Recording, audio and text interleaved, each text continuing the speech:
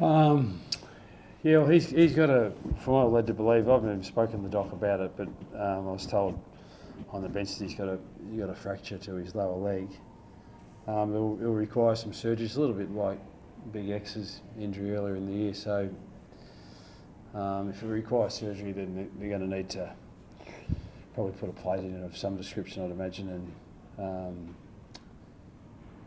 yeah, that'll mean he's out for a period of time. So that's a blow to us because he's a young guy trying to make his way in the game, and it's his seventh game on the trot, and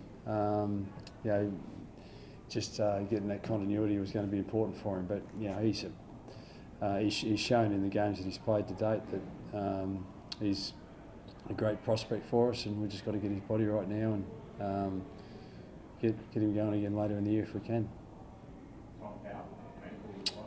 Yeah, he's just rolled his ankle, so he'll get that looked at earlier in the week. Sometimes they can settle pretty quickly those, and sometimes they can linger. So we'll just wait see how he goes. And big CJ was out with the concussion, so he'll have to go through the concussion protocols, and he'll no doubt miss next week.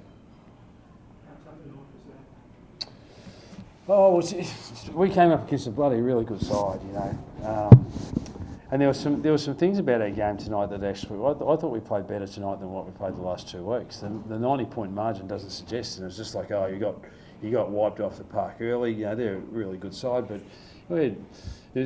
usually when you lose a game by 15 goals, you haven't been able to get the ball inside 50, and you've been smashed at clearances, and we competed in different areas of the game really, really well, and we just came up against a team. They out of a half chance, they'd make a full chance, a full opportunity out of it, and out of a full opportunity for us, we'd somehow turn it into a half or a quarter chance. That's just the. I reckon they've got, if not 8, maybe as many as 10 blokes that are all Australian quality, and.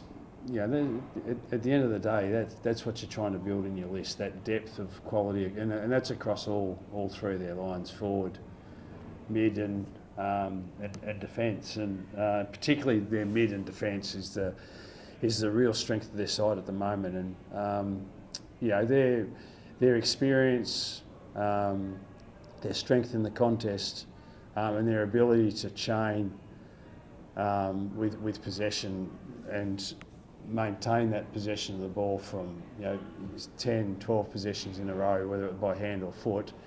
We were at different stages, especially early, managing 2, 3, 4 possessions in a row before we turn it over. That's just experience and composure, and that will come with time. What we saw is the gap between one of the better sides in the competition and one of the not so good sides in the competition at the present time, and observed Melbourne from afar, and I know that they've been in the same position as what we are right now, somewhere in the last decade, and the dangling carrot for us is that because we know what their path has been, that there's hope and prospect for us as a footy club too, but we've just got to stay together and work our way through it, and give some players an opportunity. And we've probably gone with a little bit of an older group in the early part of the year and not exposed as many of the young kids, because we've fully of the view that bringing the young kids in en masse isn't all that beneficial for them, and they need to have some experienced guys around them, but. We'll probably look to blood a few more kids over the next few weeks to give them the exposure. Because if you're going to lose by 90 points, you might as well lose with kids. But we don't want to throw them to the wolves either. We'll just bit by bit. Big Charlie's going to miss you. We'll probably have 2 or 3 changes out of the side next week, and hopefully there's 1 or 2 young fellas that can come into the side. How much is it also hurting you in terms of that with personnel? Like a couple of weeks ago, you get Johnson from Hudson through. These are not just injuries, but they're like common. He's going to be back for a long time. You're just not getting those injuries Yeah, that continuity. You know, LDU missed again tonight. That's the second time he's missed. You know, starts the year, you know, misses a game, comes back for a couple, misses another game. You know, Jai's been the same. I think so. There's about 10 players that are sort of our core players. That up until tonight, out of those 10 players that could play a possible 60 games, you know, the 6 games that we played, I think they played about 30, half of them. Now, you know, when you're a side trying to find its way again, you just those guys that have, you know, 23 years of age through to 25 or 26, and they've played their 50 to 100 games of footy. You need those guys. They should have the durability to be able to withstand the rigours of the game. But you need them on the park, and we've just been a little bit disruptive in that. You know, every side has injuries. You only need to look at. You know, I was speaking to Simo last night. You know, it was horrific what happened to West Coast about 3 weeks ago, and they lost. I think they lost 6 blokes in the one game, or 7 blokes, and 5 or 6 of them were long termers. It's just like, wow. And you know, then they get the result that they got tonight against Carlton too. So it's tough yards, but we just roll the sleeves up, get to work. We've got some good kids. We've got we know the vision of where we want to go and what we need to do, and it's just going to take some time. And you're going to come up against some sides like Melbourne tonight. You know, they're a highly credentialed side, and I'd be very surprised if they're not top 4 and challenging really seriously for the flag come September.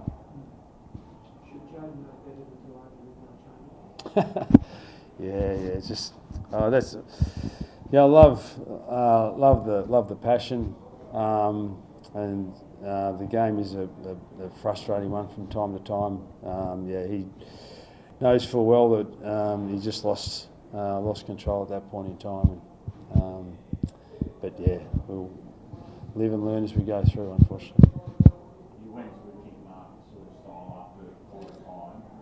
Is that how you want to play, or was that just to sort of take away a bit of Melbourne's run? Well, it's a difficult question to answer. You've got to try and find a nice balance between controlling the ball and keeping it off the opposition, as well as taking territory. And it was pleasing for us that we made Melbourne defend and chase us a little bit more in the last part of the game. But that was our intention to do that right from the start. You know, but their pressure and forcing us into you know, to kick, you know, straight and high, which is, you know, Melbourne are a very, very strong side aerially in the defensive half of the ground, and if you kick it high and straight on a regular basis, but to their credit, they forced us to do that, even though it was our intention not to do so. They forced us to do that, and yeah, that's why they're a good side, a really good side. And yeah, we were able to you know, control and compose the ball a little bit more, but not to the extent where it got us scoreboard pressure, but it got us inside 50s, and we're pleased that that they just didn't wipe us off the park in terms of some of those stats, and you know, it didn't help us much in terms of scoreboard difference, but it helps us in giving us some belief that we can control the ball for longer periods than perhaps we were doing against Gold Coast last week and Brisbane the week before that.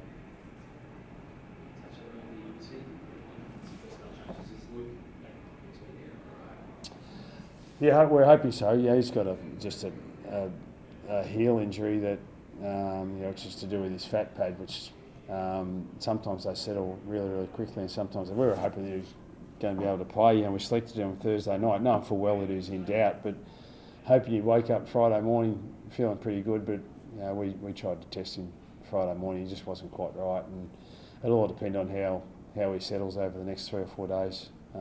We're hoping he's available. Will certainly help us, because when you talk about that depth of quality, when I was talking about those, you know, 8 to 10 guys that are capable or have been all Australian players in the Melbourne side, you know, Luke is one of those for us, and you know, because we haven't got that volume and depth of number, when you have a couple of like he and Jai Simpkin and these sorts of guys that miss, you know, it cuts you a bit thin, especially through the midfield. And you look at it. We ummed and ahed all through the week. What do you do with guys like Oliver and Patrakis? And you look at their stats tonight and you say, oh, geez, why didn't you put a tag on them? They're just so difficult to tag. But just, we're still in that phase where we just need to learn to play and give those young lads an opportunity. And Tommy Powell and these sorts of guys going through the middle of the ground, and they're just super players, but they need to go and get exposed to that, and for them to evolve into the player that we want them to be. You mentioned bringing some more young kids through, but what about, trying guys in different positions? A guy like Harry Sheasel, will you look to experiment with some different positions with some of those younger guys as well? Yeah, well, he's been going okay on the half-back flank, so I'm a little bit reluctant to take a kid away from a position that he's actually going okay in, and it's just really good learning for him. And but we'll just see what the balance of our side is. If we can find another one like him that can play half-back, making the contribution that he's making at half-back, then we might put Shees in a different spot up forward. But right now he'll probably stay half-back, and we just want him, teach him what it looks like behind the ball, and whether he ends up staying there for his career or whether he goes elsewhere, I'm not too sure. But what we do know is he's acquitted himself very well since he's come into the side, and we'll probably keep him in that spot for a time for the next little while.